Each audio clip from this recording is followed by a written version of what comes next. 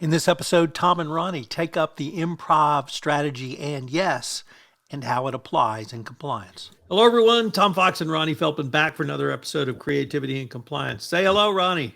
Hello. So, Ronnie, one of the things that has struck me about your work is that coming from the improv community, many of the strategies and tactics, even techniques I've heard you talk about you used and the improv community uses really apply directly to compliance and compliance professionals in communications. And initially, I don't think many compliance professionals see that as either self-evident or obvious. But one of the main strategies you guys use in improv is something called yes and. And what a brilliant phrase for a compliance officer to use. So, how does yes and apply to compliance? Yeah, so I love this topic.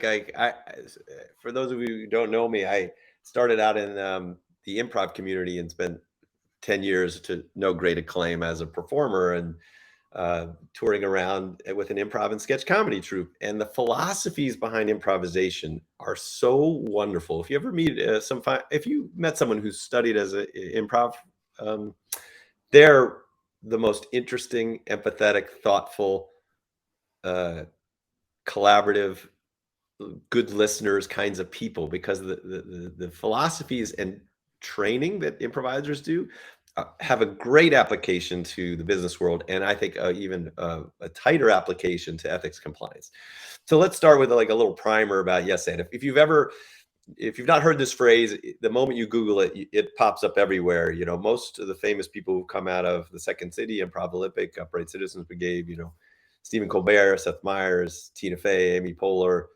A lot of people have written books about yes and. It's the most famous rule of improvisation. So let's talk about it. On stage, if you have an ensemble of people who are going to get a suggestion from the audience and do the make 'em ups, right? They're going to make up comedy and theater on stage without a script. The way they do that is not necessarily everybody thinking about all their funny lines. How they do that is you have to put yourself in service of everybody else on stage. Even though we talk about improv being made up, we actually spend a lot of time working on think of your body as the instrument, and we can tune our instrument, right? And the way we tune our instrument is we get out of our heads and we put ourselves completely in service of our castmates. Tom, if you're on stage with me, whatever you say, I'm going to support it 100%. And I know that whatever you say, that I'm going to support it 100%. It's very freeing. So someone has to make a statement. Hey, I saw your new, you started a new podcast. The other person doesn't go, no, we're not doing a podcast. I thought we were driving a car. That stops the scene. You have to drop your idea, whatever your idea was, implicitly agree to the premise on stage, and add one thing. Hey, we're doing this podcast. That's great. I find that so interesting because you have such a weird voice in your life, and you might have been thinking something completely different. So you have to drop your idea, agree to that thing, add one thing. And that's how you build comedy on stage without a script, is you're just doing it brick by brick, piece by piece. And what you have to do on stage to be successful at that is not be in your head thinking about all the stuff that you have and you're going on. Like some of that is like the funny idea, and some of that is judgment. Like, oh, I had this great thing and Tom just ruined it. Or I don't know what to say now. And then, oh, that's not funny. Like all that noise, you got to quiet it by just focusing and listening. And they always say, listen like a thief, right? Listen like a thief. You got to focus on your partner, listen to watch their body language, listen with your whole body so that you're picking up on all the social cues. Then you agree and add one thing. Drop your idea, agree. And what happens is you end up building something together that you could never build yourself. It's a very inclusive philosophy. It's a very collaborative philosophy. And as you could probably tell, great applications to the ethics and compliance space. So let's talk about the first one. I'll say it's let's talk about professional development. So as a communicator, compliance is often known as the office of no, right? Everyone, the finger wag, like, can we do this? No. Can we do this? No. You'd be surprised, in compliance and outside of compliance, how many people start their sentences with the word no. It drives me crazy because it's such a defensive, reflexive thing. Like no stops action, and yes, the no is the brakes, and yes is the gas, right? So for compliance, don't think of the yes as agreement. Think of the yes as affirmation. So if we're talking about your social skills and how you're interacting, let's just say you're interacting with an employee, somehow you get them to come and ask you for advice, and hey, can I, can I do this? And you want to go, no, what are you thinking? You can't do that. But what you're doing is you're sort of judging them and shaming them. So one thought is to yes and your communication is to go, oh, that's interesting. I understand that you want to do a side deal with this client. I'd like to offer another perspective. So you acknowledge their pain. You repeat back what they said is one way to acknowledge it. You smile, you nod. These are other ways to acknowledge, to affirm without agreeing, and add one thing. I'd like to offer another perspective. Now you've never said no, and now you're solving problems together. This is also great when you're interacting with your business colleagues. So look, big complaint about compliance, you don't get invited to the meeting.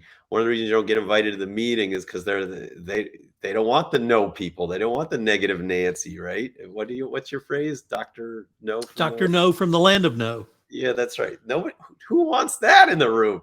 So over time, you have to be positive, helpful, collaborative. You have to understand the business and offer solutions that help them solve the problem in a compliant way. And I think over time, you will get invited to the meeting, and and of course, when you're there, you have to add value. And one way to do that is through this philosophy of yes and building solutions together, inclusive solutions, positive solutions. And sometimes the answer is no, but come to that together because you want to teach people that you are a helpful, positive resource. There's another part to this that I want to talk about, but let me pause and get your reactions. So the technical term for all of this is soft skills. Sure. Right. And it's why it's so critical is that's all you have as a compliance officer.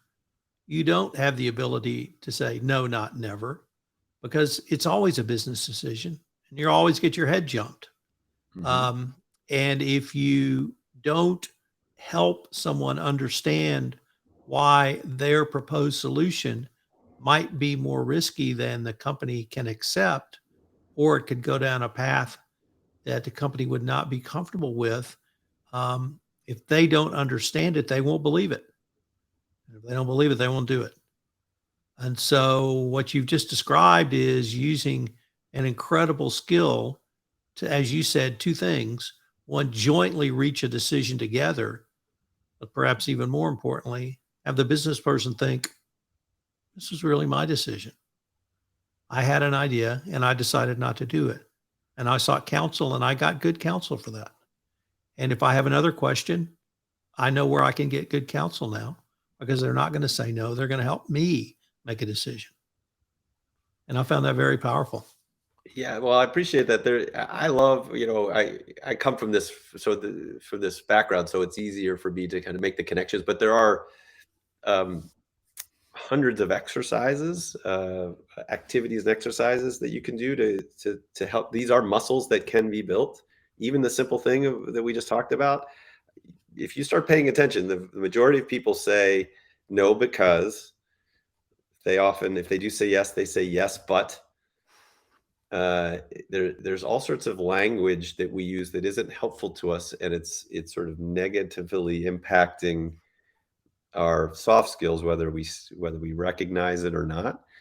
I always give people that when I do these workshops, we do teach compliance officers who if that's interesting to people, we do workshops on this. But one of the homework assignments is you try and go 24 hours without saying no. And there are times when no is appropriate. Should I run in the street? No. But the point is to become aware of your communication and you'll start to hear it. You'll start to hear that word pinging all the time, and it's unconscious. It's an unconscious thing. Another one that I might have talked about before is the difference between the word should and could. And there's exercises you could do to point out, well, should is a very finger waggy word, and nobody likes to be told what to do. Could offers possibilities. So anyway, I think it's a good organizing philosophy for communication and collaboration skills and leadership skills as well. The other thing I want to talk about more broadly is yes and as a philosophy in your corporate communication. So not just your soft skills. I think to yes and your ethics compliance program is a helpful thing. And what I mean by that is to be a value add, to make it simpler and easier for others to do the right thing, simpler and easier for others to carry these messages forward on your behalf. So again, it's not you telling people be compliant, it's us thinking about we're all in this together, and us policing ourselves, and us trying to help the business be as ethical and positive and compliant as possible. So one of the ways to do that is you hear me rant all the time about your training and communication should be short, thoughtful, and empathetic and easy to digest.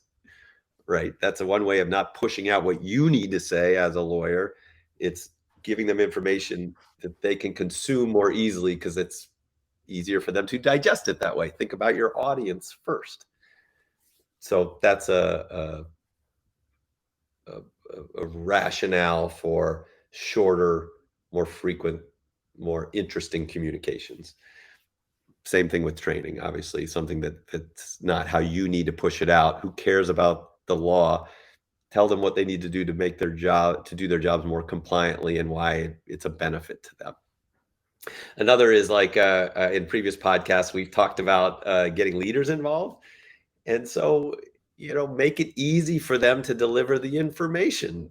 Uh, I give my clients short commercials, short videos that they can give to leaders and say, hey, just play this, once a month, once a quarter during your department meeting.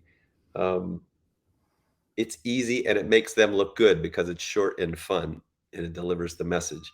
Or embed that commercial, give it to your friends in leadership development, and have a compliance and speak up message in leadership training, in new hire in onboarding, on safety training, on product training, on sales training. There's other ways that you can integrate and embed in other solutions your yes and you connect with the entire business. So get involved in the functional areas, give them something fun, and let them you know yes and their products with a message that includes your product, your products and services. Products being speak up, and your compliance messages. And I guess the other would be like, packaging up solutions like meeting in a box, give the leader a short video with a facilitator guide that makes it really easy for them to deliver that without too much effort. So again, you're finding ways to attach to what they're all doing, make them look good. And so then they're all part of those solutions. What do you think? I think these are great ideas and advice.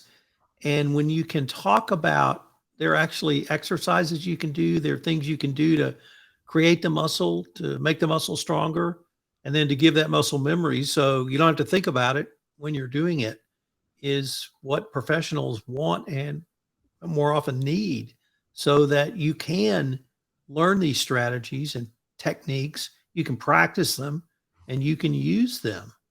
And maybe one day you want to go up on stage. I'm not even joking. Like, you should, it's even if it's scary to you, take an improv class. Now, most of the improv classes are going to be about comedy and theater, so you'll have to pull some of these lessons out of them. But there are corporate workshops too, if you want something hyper focused for you. To me, improvisers always agile, thoughtful, collaborative, great listeners, great collaborators. These are muscles that atrophy over time. You can work at them. But regardless, it's a nice philosophical mindset to build psychological safety in your organization. I mean, what's more of a psychologically safe environment than a group of comedians on stage who don't know what's going to happen and they have to put their comedic lives, on at risk every night, relying on their peers. They work at creating an environment where they trust each other, they support each other, and they do that over time through some of these techniques. So yes, and your compliance programs, everybody. Well, Ronnie, unfortunately, we're near the end of our time for this episode, but I was wondering if our listeners wanted more information on Yes and Learnings or Entertainment, or maybe just want to connect with you. What would be the best ways for them to do so? Yeah, well, on social media, I'm Ronald Feldman, Learnings and Entertainments. That's learning with an S and entertainment with an S.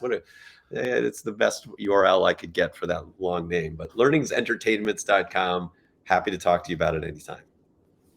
Ronnie, thanks so much. I look forward to continuing this conversation. All right. Bye, everybody. This is Tom Fox again. Thanks so much for listening to this episode of Creativity and Compliance. If you've enjoyed this podcast, I hope you'll subscribe, rate, and review wherever great podcasts are listened to. Creativity and Compliance is a production of the award-winning Compliance Podcast Network.